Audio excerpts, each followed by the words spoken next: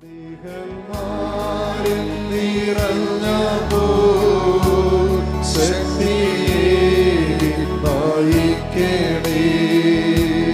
ശ്രീഹന്മാരിൽ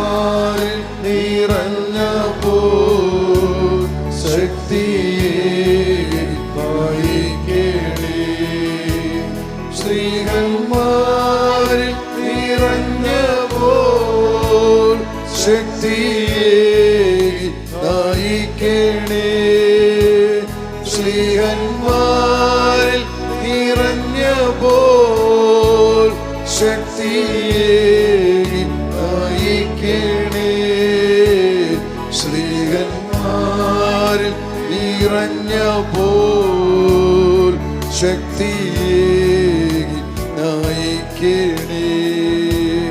ശ്രീഹന്മാരിൽ നിറഞ്ഞപ്പോൾ ശക്തിയേകി നയിക്കണേ. അത്ഭുതങ്ങളും രോഗശാന്തിയും യേശുവിൻ തിരുനാമത്തിൽ. അത്ഭുതങ്ങളും രോഗശാന്തിയും യേശുവിൻ തിരുനാമത്തിൽ.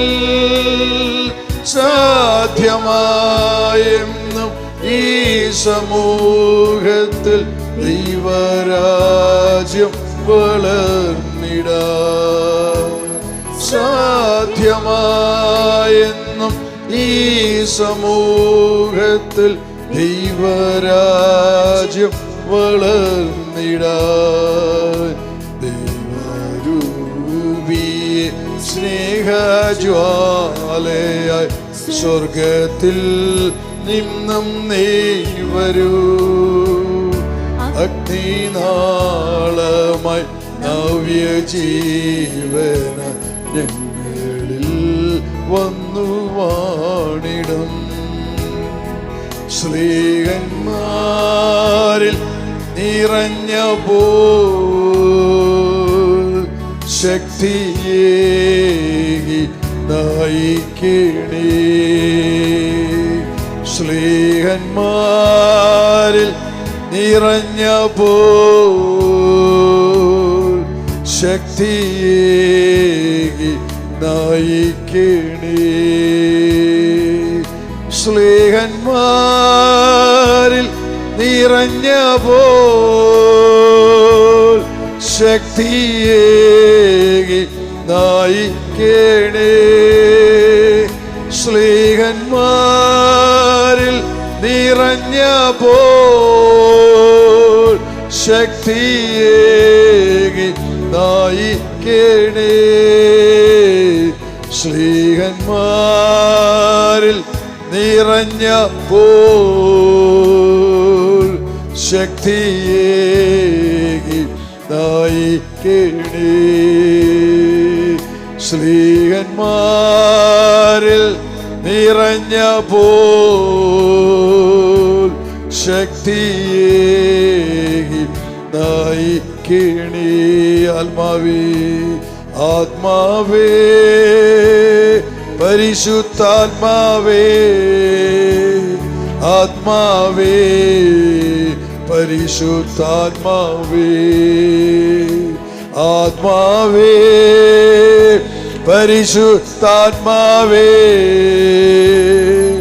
ആത്മാവേ പരിശുദ്ധാത്മാവേ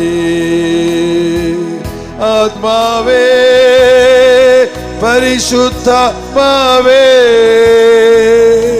ആത്മാവേ പരിശുദ്ധാത്മാവേ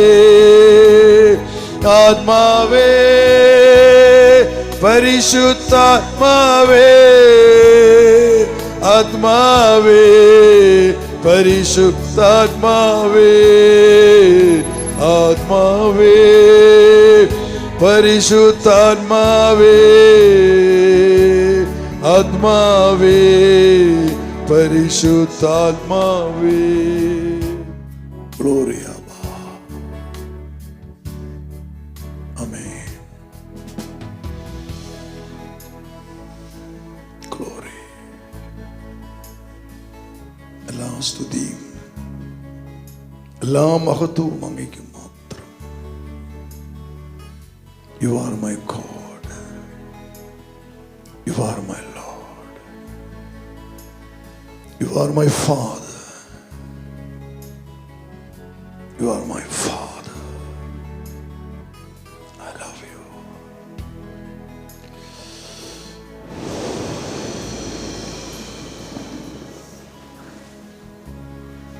അവിടുത്തെ മഹത്വം,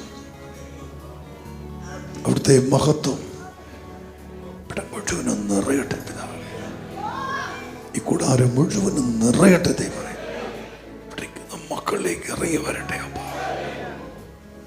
അങ്ങേക്ക് വേണ്ടി ദാഹിക്കുന്ന ജനത്തിന് മേൽ അവിടുത്തെ ശക്തി ഇറങ്ങി വരട്ടെ. നിറയട്ടെ അപ്പ, നിറയട്ടെ, നിറയട്ടെ, നിറയട്ടെ. ഓ ഹല്ലേലൂയ, ഗ്ലോറി, മഹത്വം, സ്തോത്രം അപ്പ. ഹല്ലേലൂയ. രണ്ട് കൈ പിടിച്ച് തന്നെ സ്വന്തമായി സ്തുതിക്കാം. Hallelujah, hallelujah, hallelujah, hallelujah. യോഹന്നാന്റെ സുവിശേഷം അധ്യായം ഒന്നാമത്തെ അധ്യായം 14 വചനം. Book of John 1:14. വചനം മാംസമായി നമ്മുടെ ഇടയിൽ വസിച്ചു, അവന്റെ മഹത്വം നമ്മൾ ദർശിച്ചു, കൃപയും സത്യവും നിറഞ്ഞതും പിതാവിൻ്റെ ഏകജാതന്റേതുമായ മഹത്വം. എന്നിട്ട് പറഞ്ഞ് വചനം മാംസമായി നമ്മുടെ ഇടയിൽ വസിച്ചു. എവിടെയാണ് വചനം മാംസം ധരിച്ചത്? എവിടെയാണ്? പരിശുദ്ധ മറിയത്തിൻ്റെ ഉദരത്തിലാണ് വചനം മാംസം ധരിച്ചു. നിസ്സാര കാര്യമല്ല.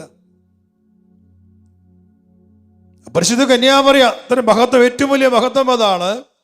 മറിയം വചനത്തെ മാംസം ധരിപ്പിച്ച് ദൈവത്തിൻ്റെ പുത്രനെ കുറ്റമറ്റവനായി, പരിശുദ്ധനായി, ദൈവത്തിൻ്റെ പുത്രനായി ലോകത്തിന് നമുക്ക് തന്നു. ഹല്ലേലൂയ. അത് ലോകത്തിൽ ആർക്കും സാധിക്കുമെന്ന് കാര്യമായിരുന്നില്ല. പക്ഷെ നമ്മുടെ ഏറ്റവും വലിയ മഹത്വം അതാണ്. താൻ സ്വീകരിച്ച വചനത്തെ കലർപ്പില്ലാതെ, മായമില്ലാതെ, അശുദ്ധിയില്ലാതെ വചനത്തിന് വേണ്ടി മാതാവ് തൻ്റെ ജീവിതം ശൂന്യവൽക്കരിച്ചു. എല്ലാ സഹനങ്ങളെയും കുരിശുകളെയും സ്വീകരിച്ച് അപമാനം വകവയ്ക്കാതെ അവൾ വചനത്തിന് വേണ്ടി നിലകൊണ്ടു, വചനത്തെ സംരക്ഷിക്കാൻ വേണ്ടിയിട്ട്. പരിശുദ്ധ മറിയം നമുക്ക് ഈശോയെ തന്നു. പരിശുദ്ധ മറിയം നമുക്ക് ദൈവരാജ്യം തന്നു. കാരണം യേശുവിലൂടെ ദൈവരാജ്യം വന്നത്. പരിശുദ്ധ മറിയം നമുക്ക് പരിശുദ്ധാത്മാവിനെ തന്നു. മറിയത്തിൻ്റെ സമർപ്പണം വിശ്വസനീയമാണ് ഒരു പെന്തക്കോസ്ത് അഭിഷേകം ഉണ്ടാകാൻ കാരണമായിട്ട് മാറിയത്. Hallelujah, hallelujah. ആ അമ്മയുടെ സാന്നിധ്യത്തിൽ പ്രാർത്ഥിക്കുക. എൻ്റെ ജീവിതത്തിൽ വചനം എന്നിൽ മാംസം ധരിച്ച് എൻ്റെ ഹൃദയത്തിൽ യേശു വസിക്കണം. യേശു എൻ്റെ ഹൃദയത്തിൽ വസിക്കണം. അനുവദിക്കുക. നമ്മളെപ്പോഴും പ്രാർത്ഥിക്കുക, യേശുവേ നീ വരണം. നിങ്ങൾ പ്രാർത്ഥിക്കുക. നമ്മൾ പാട്ട് പാടാറുണ്ട്, യേശു വരണമേ, ഒന്ന് വസിക്കണമേ. യേശു ഒന്ന് വസിക്കുന്നത് ഒരു പടം ഒട്ടിച്ച് യേശു വസിക്കുവോടെ? അല്ല, അങ്ങനെയല്ല നമ്മൾ ചിന്തിക്കേണ്ട, മനസ്സിലാക്കേണ്ടത്. കർത്താവ് വസിക്കുന്നത് it is through the word of God. വചനത്തിലൂടെയാണ്. വചനത്തെ മാംസം ധരിപ്പിക്കുമ്പോൾ യേശു ഹൃദയത്തിൽ വസിക്കും. ഇവിടെ യേശുവുമായുള്ള നമ്മുടെ വ്യക്തി ബന്ധം അതെന്താണ്? നിങ്ങൾ ചിന്തിച്ച് നോക്കുക. നിങ്ങൾ യേശുവിൽ വിശ്വസിക്കുന്നവരാണ്. പക്ഷെ നിനക്ക് യേശു എന്തറിയാം യേശുവിനെ കുറിച്ച്? നിനക്ക് യേശു ആരാ? നിന്റെ ഹൃദയത്തിൽ നിനക്ക് എത്രമാത്രം ഉറപ്പുള്ള ബോധ്യമുണ്ട്? യേശു ക്രിസ്തുവിൽ മാത്രമേ രക്ഷയുള്ളൂ, മറ്റൊരിടത്തും രക്ഷയില്ല എന്ന്, ആരും രക്ഷയില്ല എന്ന് നീ എത്രമാത്രം ആഴമായി നീ വിശ്വസിക്കുന്നുണ്ട്? ചിന്തിച്ചു നോക്കണം. നമ്മുടെ വിശ്വാസം ഒരിക്കലും പാറപ്പുറത്ത് വീണ വെള്ളം പോലെ ആകരുത്. അത് ആഴപ്പെട്ടതാകണം. നമ്മുടെ അറിവ് ആഴമുള്ളതായിരിക്കണം. വാസ്തവത്തിൽ നമ്മുടെ ജീവിതത്തിലെ പല പരാജയങ്ങളുടെയും കാരണങ്ങൾ അത് ഉപരിപ്ലവം എന്ന് പറയും, അല്ലെങ്കിൽ അത് പുറമേക്ക് മാത്രമുള്ളതാണ്, ആഴത്തിലില്ല. ഞാൻ മുമ്പേ പറഞ്ഞ യൂക്കാലി മരത്തിൻ്റെ വേര് താഴേക്ക് പോകുന്നത് പോലെ യേശുവിലേക്ക് എൻ്റെ ബന്ധം അതിൻ്റെ വേരങ്ങ് ആഴത്തിലേക്ക് ഇറങ്ങി ചെല്ലട്ടെ. എത്ര കാറ്റടിച്ചാലും അതിനെ മറിക്കാൻ ആർക്കും പറ്റില്ല. ഏത് കൊടുങ്കാറ്റടിച്ചാലും അതിനെ ഇളക്കാനാവില്ല. ഹൃദയത്തിൻ്റെ ആഴത്തിൽ ദൈവത്തിൻ്റെ വചനം സ്വീകരിച്ചുകൊണ്ട് വിശ്വസിക്കണം. യേശുവിനെ അറിയണം. യേശു ആരാണെന്ന് അറിയണം. യേശു ആരാണെന്ന് അറിയുന്നവൻ അവൻ യേശുവിനെ ആരാധിക്കും, അവൻ യേശുവിനെ സ്നേഹിക്കും, അവൻ യേശുവിന് വേണ്ടി ജീവിക്കും. അവൻ ഒരിക്കലും മറ്റുള്ള ശക്തികൾ പിന്നാലെ ഓടിപ്പോകില്ല. അതാരായിക്കൊള്ളട്ടെ, ഒരു പുരോഹിതനായാലും, ഒരു മെത്രാനായാലും, ഒരു പോപ്പായാലും, ആരായിരുന്നാലും, ഒരു വിശ്വാസിയായിരുന്നാലും യേശു അറിയണം. പക്ഷെ എല്ലാവരും യേശു അറിഞ്ഞവരാകണമെന്നില്ല. ക്രിസ്ത്യാനി ആയിക്കൊണ്ട് അറിഞ്ഞവരാകണമെന്നില്ല. അറിയണം നമ്മൾ യേശു ആരാണ് എന്ന്. അതുകൊണ്ടാണ് യേശു ഒരിക്കൽ തൻ്റെ ശിഷ്യന്മാരോട് ചോദ്യം ചോദിച്ചു, മനുഷ്യപുത്രൻ ആരെന്നാണ് ജനങ്ങൾ പറയുന്നത്? മാത്യു 16:13 onwards, മത്തായി 16:13 മുതൽ യേശു ചോദിച്ചു, മനുഷ്യപുത്രൻ ആരെന്നാണ് ജനങ്ങൾ പറയുന്നത്? അവർ പറഞ്ഞു, ചിലർ ശാമയോഹന്നാൻ എന്നും മറ്റു ചിലർ ഏലിയായി എന്നും വേറെ ചിലർ ജെറമി അല്ലെങ്കിൽ പ്രവാചകന്മാർ ഒരുവനെന്നും പറയുന്നു. അവൻ അവരോട് ചോദിച്ചു, എന്നാൽ ഞാൻ ആരെന്നാണ് നിങ്ങൾ പറയുന്നത്? ശിമോൻ പത്രോസ് പറഞ്ഞു, നീ ജീവനുള്ള ദൈവത്തിൻ്റെ പുത്രനായ ക്രിസ്തുവാണ്. 2 ചോദ്യമാണ് യേശു ചോദിച്ചത്. മനുഷ്യപുത്രൻ ആരെന്നാണ് ജനങ്ങൾ പറയുന്നത്? ജനങ്ങൾ എന്നാണ് പറയുന്നത്. ഇത്രയും നാളായി അവിടെ സുവിശേഷം പ്രസംഗിക്കുന്നു, അനേക അത്ഭുതങ്ങൾ കണ്ടു, കേട്ടു, അനുഭവിച്ച് അറിഞ്ഞു. എന്താണ് ജനത്തിൻ്റെ അഭിപ്രായം? അപ്പോൾ ശിഷ്യന്മാർ പറയും, കർത്താവേ, ഞാൻ കേട്ടിട്ടുണ്ട്, ചിലർ പറയുന്നുണ്ട് നീ ഒരു പ്രവാചകനാണെന്ന് പറയുന്നു, ജെറമിയാണെന്ന് പറയുന്നു, ചില ആൾക്കാർ പറയുന്നു നീ സ്നാപകനാണെന്ന് പറയുന്നു, ഏലിയാണെന്ന് പറയുന്നു. എന്ന് പറഞ്ഞാൽ മനുഷ്യർക്ക് വ്യത്യസ്തമായ അഭിപ്രായങ്ങളാണ്. യേശു ആരാണെന്ന് ആഴത്തിൽ അറിഞ്ഞവർ വളരെ ചുരുക്കമായിരുന്നു, കുറച്ചേ ഉണ്ടായിരുന്നുള്ളൂ. പുരോഹിത പ്രമുഖന്മാർ അറിഞ്ഞില്ല, നിയമജ്ഞന്മാർ മനസ്സിലാക്കിയില്ല, പരീക്ഷകന്മാർ തിരിച്ചറിഞ്ഞില്ല, ജനപ്രമാണികൾ തിരിച്ചറിഞ്ഞില്ല. അനേകം പേര് പറഞ്ഞു യേശുവിനെ ഭ്രാന്തനെന്ന് വിളിച്ചു. ചില പറഞ്ഞു യേശുവിനോട് ബെൽസബൂലാണെന്ന് പറഞ്ഞു, യേശുവിനെ പിശാചാണ് ഭരിക്കുമെന്ന് പറഞ്ഞു. സ്വന്തക്കാരും ബന്ധുക്കളും ഒക്കെ നാട്ടുകാരും ദേശക്കാരും അങ്ങനെ യേശുവിനെ ആക്ഷേപിച്ചിട്ടുണ്ട്. യേശുവിനെ തിരിച്ചറിഞ്ഞവർ വളരെ വളരെ ചുരുക്കം, വളരെ വിരളമായിരുന്നു. പക്ഷേ എൻ്റെ അറിവ് എന്താണ്? യേശു ആരെന്നാണ് നിന്റെ അറിവ്? പലരും പറയുന്നത് യേശു ദൈവമാണ്. പക്ഷെ യേശു ക്രിസ്തു ദൈവമാണ്.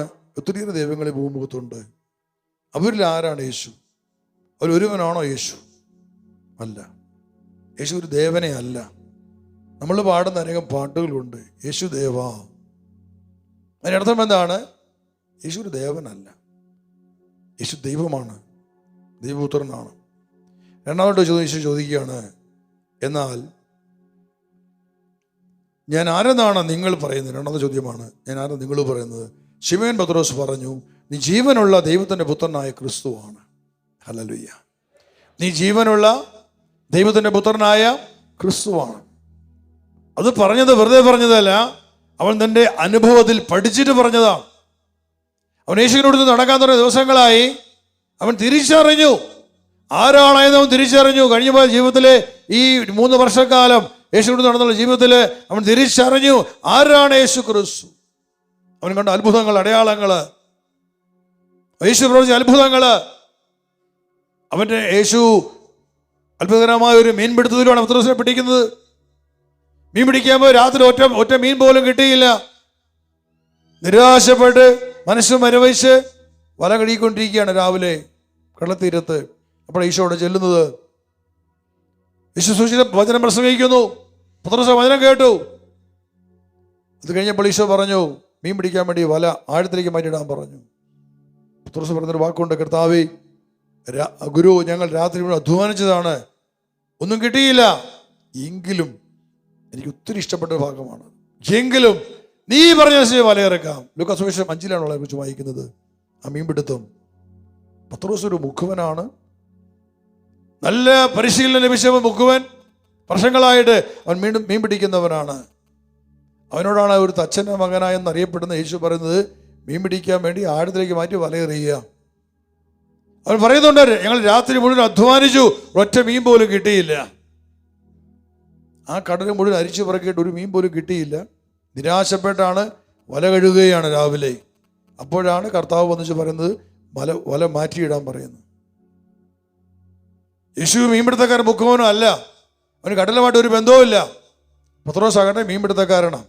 അപ്പോൾ തൻ്റെ തൊഴിൽ തന്നെ പരിചയമുള്ളവരോട് ഇതോട് യാതൊരു ബന്ധമില്ലാത്ത യേശു എന്ന് പറയുകയാണ്, മീൻ പിടിക്കാൻ വേണ്ടി വല മാറ്റിയിടാൻ പറഞ്ഞപ്പോൾ ഒരിക്കലും അത് സ്വീകരിക്കപ്പെടേണ്ട കാര്യമായിരുന്നില്ല. പത്രോസ് ഒരിക്കലും സ്വീകരിക്കേണ്ട ആവശ്യമുണ്ടായിരുന്നില്ല. പക്ഷെ അവൻ ഇങ്ങനെ പറയുന്നുണ്ട്, ഒരു മീൻ പോലും കിട്ടിയില്ല, രാത്രി അധ്വാനിച്ചു, ഒറ്റ മീൻ പോലും കിട്ടിയില്ല. എങ്കിലും നീ പറഞ്ഞ അനുസരിച്ച് ഞാൻ വല ഇറക്കാം. Hallelujah, hallelujah. നമ്മുടെ ജീവിതത്തിൽ നമ്മൾ അനേകം കാര്യങ്ങൾക്ക് വേണ്ടി ഒത്തിരിയേറെ കഷ്ടപ്പെട്ട് ബുദ്ധിമുട്ടി, ഒത്തിരിയേറെ നമ്മൾ പലതും ചെയ്തു, പരാജയപ്പെട്ടു, ഒന്നും കിട്ടിയില്ല. അപ്പൊ നമ്മൾ ചെയ്യുന്ന ജോലിയുമായിട്ട് യാതൊരു ബന്ധമില്ലാത്ത ഒന്ന് പറയുക, ഒരു പ്രാർത്ഥനക്കാരെ ഒന്നിച്ച് പറയുക ഇക്കാര്യം ഒന്ന് ചെയ്തതെന്ന് പറയുമ്പോൾ അത് ചിലപ്പോൾ വിശ്വസിച്ചുകൊണ്ട് ചെയ്യുന്നവന് അത്ഭുതം കാണും. ചിലർ പറയും, തള്ളി പറയും, വേറെ പണിയൊന്നുമില്ല, എന്നെക്കൊണ്ട് പറ്റില്ല. പക്ഷെ പത്രോസ് ഒരു വാക്ക് പറഞ്ഞു. അതിന് കാരണം ഇതാണ്, യേശു ഇവിടെ പ്രസംഗിച്ചപ്പോൾ ആ ആത്മാവും ജീവനുമായ വചനങ്ങള് പത്രോസിന്റെ ഹൃദയത്തെ കഴുകി അവനിലേക്ക് ആത്മാവ് പ്രവേശിച്ച് അവന് ജീവൻ കൊടുത്തു, വിശ്വാസം കൊടുത്തു, ഉണർവ് കൊടുത്തു, പ്രത്യാശ കൊടുത്തു. ദൈവത്തിന്റെ വചനം. ഹല്ലേലൂയ. അതുകൊണ്ട് അവൻ പറയുന്നത്, എങ്കിലും നീ പറഞ്ഞനുസരിച്ച് വലയിറക്കാം. വലയിറക്കി വല നിറയെ മത്സ്യങ്ങള്, 2 വള്ളങ്ങൾ മുങ്ങാറാവുകളും മത്സ്യങ്ങള്. ഇത് കണ്ട് പത്രോസ് യേശുവിന് കാൽക്കൽ വീണ് പറയുകയാണ്, കർത്താവേ, ഞാൻ പാപിയായൊരു മനുഷ്യനാണ്, ഇത് മകന്നു പോകണമേ. അന്ന് മനസ്സിലാവും, വിളിക്കുക കർത്താവെ എന്നാണ് വിളിച്ചത്. അവന് മനസ്സിലായി ഇവൻ ഒരു സാധാരണ മനുഷ്യനല്ല, ഇവനൊരു പ്രവാചകനല്ല, ഇവൻ ദൈവത്തിൽ നിന്ന് വന്നവനാണ്. കാരണം താൻ രാത്രി കടൽ മുഴുവൻ അരിച്ചു പുറക്കിയിട്ട് ഒരൊറ്റ മീൻ പോലും കിട്ടാതിരുന്നിടത്ത് 2 വള്ളങ്ങൾ മുങ്ങാറാകുവോളോ മത്സ്യങ്ങൾ ലഭിക്കണമെങ്കിൽ അത് ജീവിക്കുന്ന ദൈവത്തിന്റെ കരം പ്രവർത്തിക്കാതെ ഒരിക്കലും അത്ഭുതം നടക്കാൻ സാധ്യമല്ല എന്നവന് മനസ്സിലായി. അതുകൊണ്ടാണ് അവൻ പറഞ്ഞത്, നീ ജീവിക്കുന്ന ദൈവത്തിന്റെ പുത്രനായ ക്രിസ്തുവാണ്. Hallelujah, hallelujah. തിരിച്ചറിവ് അവൻ തിരിച്ചറിഞ്ഞു. സ്നാപയോഹന്നാനിൽ നിന്നും ജെറമ്യായിൽ നിന്നും ഏലിയായിൽ നിന്നും പ്രവാചകന്മാരിൽ നിന്നും യേശു വ്യത്യസ്തനാണെന്ന് അവൻ കണ്ടു. അവൻ മനസ്സിലായി ജീവിക്കുന്ന ദൈവത്തിന്റെ പുത്രനായ ക്രിസ്തുവാണ്. അവിടെ മുതൽ പത്രോസ് ഉറച്ചു നിന്നു. അനേകം പേർ യേശു തള്ളിപ്പറഞ്ഞു പോയിട്ടുണ്ട് പലപ്പോഴും. യേശു പറഞ്ഞ പല കാര്യം ഉൾക്കൊള്ളാൻ പറ്റാ പല ശിഷ്യന്മാരെ യേശു വിട്ടുപോയി വായിക്കാം. അദ്ദേഹം 6 വായിക്കുന്നു യോഹന്നാൻ സുവിശേഷത്തിൽ, ശിഷ്യന്മാർ ഉപേക്ഷിച്ചു പോയി എന്ന് പലപ്പോഴും. പക്ഷെ പത്രോസ് ഉറച്ചു നിന്നു. അവൻ പറഞ്ഞു, ജീവന്റെ വചനങ്ങൾ നിന്റെ പക്കൽ ഞാൻ എവിടെ പോകും കർത്താവേ? ജീവൻ നിന്റെ പക്കലുണ്ട്, എനിക്കത് മതി. അവൻ ഉറച്ചു നിന്നു. ഇത് അങ്ങനെ ഉറച്ചു നിന്ന പത്രോസ് യേശുവിനോട് പറയാണ്, മത്തായി 16:17 വചനത്തിൽ യേശുവിനോട് അരുളിച്ചെയ്തു, യോഹന്നാന്റെ പുത്രനായ ശിമോനേ, നീ ഭാഗ്യവാൻ, മാംസരക്തങ്ങളല്ല സ്വർഗ്ഗസ്ഥനായ എൻ്റെ പിതാവാണ് നിനക്കത് വെളിപ്പെടുത്തി തന്നത്. ഞാൻ നിന്നോട് പറയുന്നു, നീ പത്രോസാണ്, ഈ പാറമേൽ എൻ്റെ സഭയെ സ്ഥാപിക്കും, നരക കവാടങ്ങൾ അതിനെതിരെ പ്രബലപ്പെടുകയില്ല. സ്വർഗരാജ്യത്തിന്റെ താക്കോലുകൾ നിനക്ക് ഞാൻ തരും. നീ ഭൂമിയിൽ കെട്ടുന്നതെല്ലാം സ്വർഗത്തിലും കെട്ടപ്പെട്ടിരിക്കും, നീ ഭൂമിയിൽ അഴിക്കുന്നതെല്ലാം സ്വർഗത്തിലും അഴിക്കപ്പെട്ടിരിക്കും. സൂപ്പർ നാച്ചുറൽ പവർ ഒരു നിമിഷം കൊണ്ട് മനുഷ്യൻ നേടിയെടുക്കുകയാണ്. ഹല്ലേലൂയ. എന്താ കർത്താവ് പറഞ്ഞത്? നീ യുവർ പീറ്റർ, നീ പത്രോസാണ്, നീ പാറയാണ്, ഈ പാറമേൽ എൻ്റെ സഭയെ സ്ഥാപിക്കും. ഈ സഭ എൻ്റെ സഭ നീ സ്ഥാപിക്കും. 2, ഇതിനെതിരെ നരകകവാടങ്ങൾ പ്രബലപ്പെടുകയില്ല. സാത്താൻ ഒരു ശക്തി പോലും അതിനെതിരെ പ്രബലപ്പെടുകയില്ല. ഹല്ലേലൂയ. പിന്നെ പറയാണിതാ, സ്വർഗരാജ്യത്തിന്റെ താക്കോൽ നിനക്ക് ഞാൻ തരുന്നു. The keys of the kingdom of heaven. സ്വർഗരാജ്യത്തിന്റെ താക്കോലുകള്, സ്വർഗം തുറക്കാനുള്ള താക്കോലല്ലത്. സ്വർഗരാജ്യം, ദൈവത്തിന്റെ സ്വർഗരാജ്യം, ക്രിസ്തു സ്ഥാപിച്ച രാജ്യം, ആ സ്വർഗരാജ്യത്തിന്റെ രഹസ്യങ്ങൾ അറിയാനുള്ള അധികാരം, ശക്തി, അഭിഷേകം, ആ സ്വർഗരാജ്യത്തെ നയിക്കുവാനുള്ള അധികാരം എല്ലാം ക്രിസ്തു കൊടുക്കുകയാണ്, പത്രോസിന് കൊടുക്കുകയാണ്. അതാണ് താക്കോല്. പിന്നെ പറഞ്ഞു, ഈ ഭൂമിയിൽ നീ കിട്ടുന്നതെല്ലാം സ്വർഗത്തിൽ കെട്ടപ്പെട്ടിരിക്കും, ഈ ഭൂമിയിൽ നീ അഴിക്കുന്നതെല്ലാം സ്വർഗത്തിൽ അഴിക്കപ്പെട്ടിരിക്കും. ബൈബിളിലെ ഇത്രയും പുസ്തകം, ഉൽപ്പത്തി മുതൽ വെളിപാടുകളുള്ള പുസ്തകത്തിലെ ഏറ്റവും വലിയ ശക്തിയുള്ള വചനമാണത്. ഈ സൃഷ്ടപ്രപഞ്ചത്തിലെ ഏതിനെയും പിടിച്ചു കെട്ടുവാനുള്ള ശക്തിയും അധികാരവും. Whatever you bind on earth will be bound in heaven, and whatever you loose on earth will be loose in heaven. Bible ഏറ്റവും പവർഫുള്ളായ വാക്കാണ്, ഏറ്റവും അധികാരമുള്ള വചനമാണ്. ഈ ഭൂമിയിൽ നീ എന്ത് കെട്ടിയാലും എന്ത് ബന്ധിച്ചാലും അത് ബന്ധിക്കപ്പെട്ടിരിക്കും. അത് അഴിക്കാൻ പിന്നെ ലോകത്തിൽ ആർക്കും പറ്റില്ല.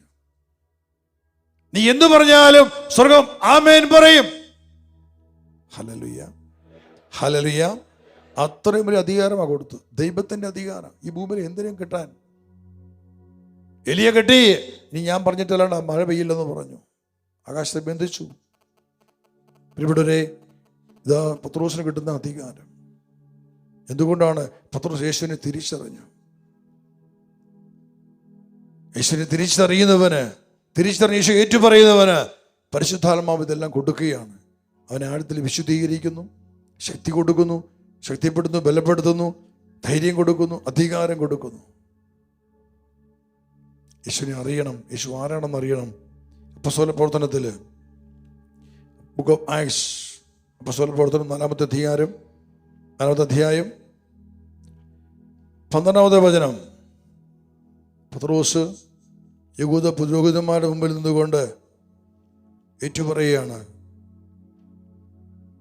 ആകാശത്തിന് കീഴെ മനുഷ്യരുടെ ഇടയിൽ നമുക്ക് രക്ഷയ്ക്ക് വേണ്ടി മറ്റൊരു നാമവും നൽകപ്പെട്ടിട്ടില്ല.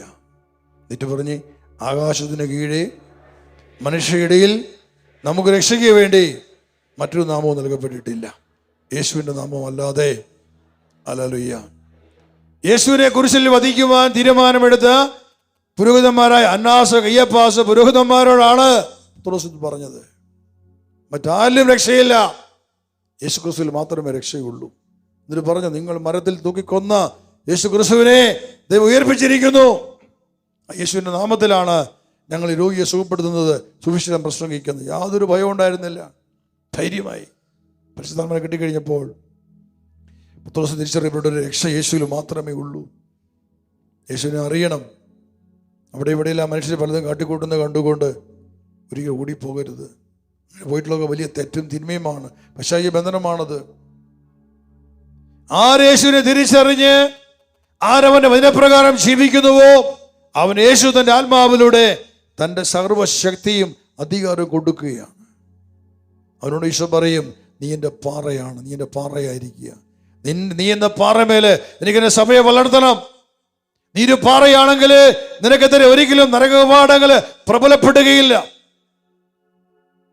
നിനക്കെതിരെ സാത്താൻ വന്നേക്കാം, ഒരിക്കലും വിജയം ഭരിക്കത്തില്ല. എന്നെ തോൽപ്പിക്കാൻ, ഈ പാറയെ തകർക്കാൻ ഒരു ശക്തി ഞാൻ അനുവദിക്കത്തില്ല. Hallelujah, hallelujah. ഞാൻ യേശുവിൻ്റെ പാറയായിട്ട് മാറണം. ഓരോ വിശ്വാസിയും യേശുവിൻ്റെ പാറയായിട്ട് മാറണം. ഈ പാറമേലായിരിക്കണം ക്രിസ്തുവിനെ സഭ വളരേണ്ടത്. സഭയെ പിളർത്താനല്ല, തളർത്താനായിട്ടല്ല, സഭയെ വളർത്താൻ. കാരണം സഭ ക്രിസ്തുവിന്റെ തിരുശരീരമാണ്. സഭയെ വളർത്തുവാൻ ഓരോ വിശ്വാസികളും ഓരോ പാറകളായിട്ട് മാറണം. ആ പാറമേൽ ഇടിക്കുന്ന പിശാച് തകർന്നു പോകും. ഹല്ലേലൂയ. യേശു നിനക്ക് പാറയാണെങ്കിൽ നീ യേശുവിൻ്റെ പാറയായി മാറണം. നീ യേശുവിൻ്റെ പാറയാണെങ്കിൽ യേശു നിന്റെ പാറയായിട്ട് മാറും. ഒരു ശക്തിക്ക് നിന്നെ തോൽപ്പിക്കാൻ പറ്റില്ല. അവിടെ ഈ പറഞ്ഞ വചനം, ഈ ഭൂമിയിൽ നീ എന്ത് കെട്ടിയാലും അശ്രദ്ധ കെട്ടപ്പെട്ടിരിക്കും. ഏത് സാത്താനെ ബന്ധിക്കാൻ, ഏത് പിശാചിനെ പുറത്താക്കാൻ, ഏത് അത്ഭുതങ്ങളെ പ്രവർത്തിക്കാൻ, ഏത് ശക്തിയെ ബന്ധിക്കാൻ ഇത് അധികാരം നൽകപ്പെടുകയാണ്. പ്രിയപ്പെട്ടവരെ, യേശു ക്രിസ്തുവിനെ കർത്താവായി ഹൃദയത്തിൽ സ്വീകരിക്കുക. യേശു ക്രിസ്തു ഏകരക്ഷകനാണെന്ന് തിരിച്ചറിയുക, ഏകസത്യ ദൈവമാണെന്ന് തിരിച്ചറിയുക. ആ അറിവ് നമുക്ക് രക്ഷയും അനുഗ്രഹമായിട്ട് മാറുന്നു. റോമാലേഖനം അധ്യായം 10 9-ാമത്തെ വചനം.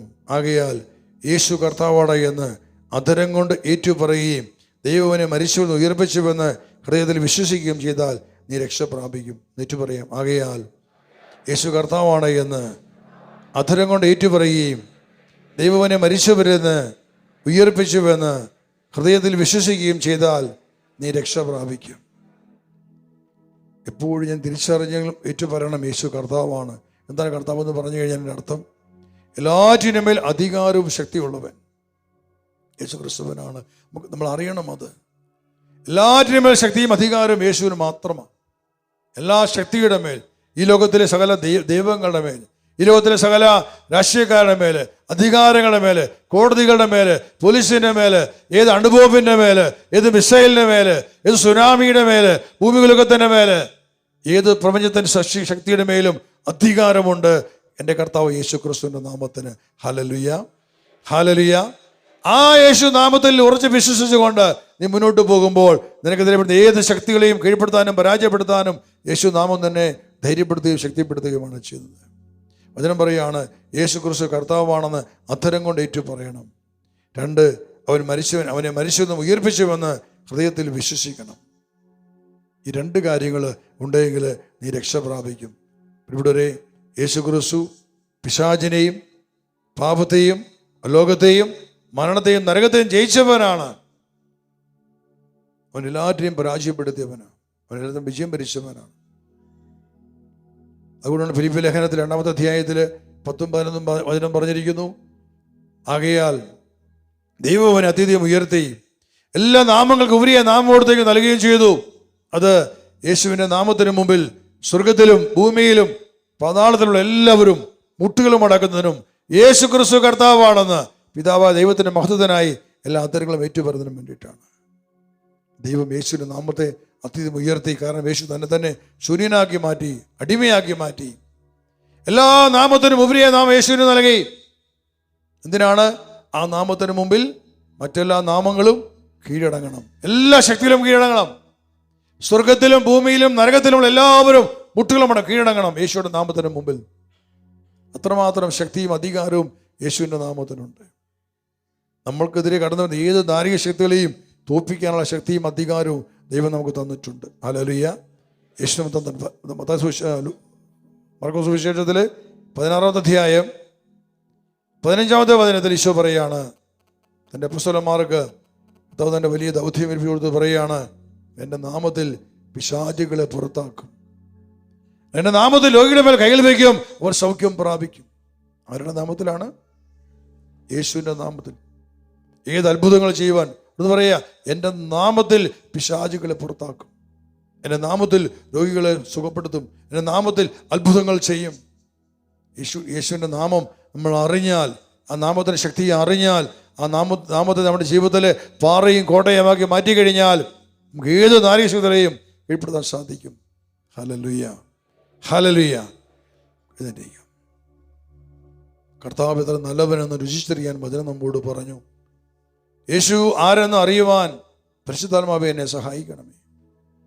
പരിശുദ്ധാത്മാവ് നൽകുന്ന അറിവ്, അത് മാത്രമേ നമുക്ക് അറിവായി മാറുകയുള്ളൂ. ലോകത്തിൻ്റെ വിജ്ഞാനമല്ല. ജീവിക്കുന്ന ദൈവത്തിൻ്റെ പരിശുദ്ധമായ ആത്മാവ് നിന്നെ പഠിപ്പിക്കട്ടെ. യേശുവിനെ സ്നേഹിക്കുവാൻ, യേശുവിൻ്റെ വചനത്തെ സ്വീകരിച്ച് വിശ്വസിച്ച് അനുസരിച്ച് മാംസം ധരിപ്പിച്ച് ക്രിസ്തു ഹൃദയത്തിൽ വസിക്കുവാൻ പരിശുദ്ധാത്മാവേ എന്നെ സഹായിക്കണമേ. യേശു നാമത്തിൻ്റെ ശക്തിയിൽ എപ്പോഴും ആശ്രയിക്കുവാൻ, യേശു നാമത്തിൽ പിശാചുകളെ ബഹിഷ്കരിക്കുവാൻ, രോഗികളെ സുഖപ്പെടുത്തുവാൻ, മനുഷ്യരെ ഉയർപ്പിക്കുവാൻ, അത്ഭുതങ്ങളെ പ്രവർത്തിക്കുവാൻ, അന്തിന് കാഴ്ച കൊടുക്കുവാൻ കർത്താവേ എന്നെ ശക്തിപ്പെടുത്തണമേ, എന്നെ ബലപ്പെടുത്തണമേ. യേശു ക്രിസ്തുവിനെ എൻ്റെ ജീവിതത്തിന് പാറയാക്കി മാറ്റുവാൻ, വിശ്വാസത്തിൽ ഉറച്ചു നിൽക്കുവാൻ എന്നെ സഹായിക്കണമേ. യേശു എന്ന പാറമേൽ എൻ്റെ ജീവിതം പടുത്തുയർത്തുവാൻ എന്നെ സഹായിക്കണേ പരിശുദ്ധാത്മാവേ. കയ്യിൽ ഉയർത്തി പിടിച്ചുകൊണ്ട് നമുക്ക് തന്നെ സ്വതന്ത്രമായിട്ട് സ്തുതിക്കട്ടെ. Hallelujah, hallelujah, hallelujah, hallelujah, hallelujah. ആരാധിക്കുന്ന അങ്ങയെ സ്തുതിക്കുന്നു. അങ്ങേക്ക് നന്ദി, അങ്ങേക്ക് സ്തോത്രം, അങ്ങേക്ക് മഹത്വം.